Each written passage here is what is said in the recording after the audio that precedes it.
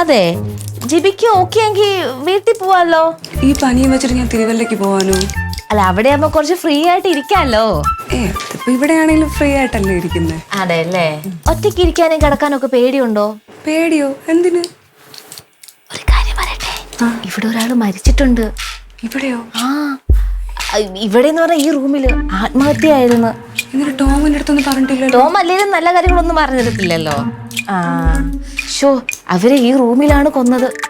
അപ്പൊ ആത്മഹത്യന്നല്ലേ കുറച്ചു മുമ്പ് പറഞ്ഞേ? ആത്മഹത്യയാണോ കൊലപാതകമാണോ ഒന്നും അറിയത്തില്ല. എന്തായാലും ഈ റൂമിലാണ്, ഈ ബെഡിൽ കിടന്ന് അവര് മരിച്ചത്.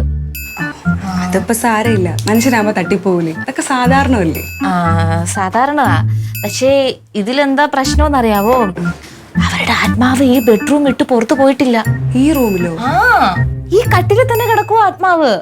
അതെങ്ങനെയാ ചേച്ചി? മരിച്ചു കഴിഞ്ഞാൽ ആത്മാവല്ലേ ആദ്യം മുകളിലോട്ട് പോണേ? ആത്മാവ് ആദ്യം മുകളിലോട്ട് പോകുന്നത്. പക്ഷെ അവർക്ക് മറ്റേ തളർവാദം പിടിച്ചിവിടെ കിടക്കുമായിരുന്നു. പിന്നെ ആത്മാവ് ഇവിടെ തന്നെ കിടന്ന് മരിച്ചപ്പോ.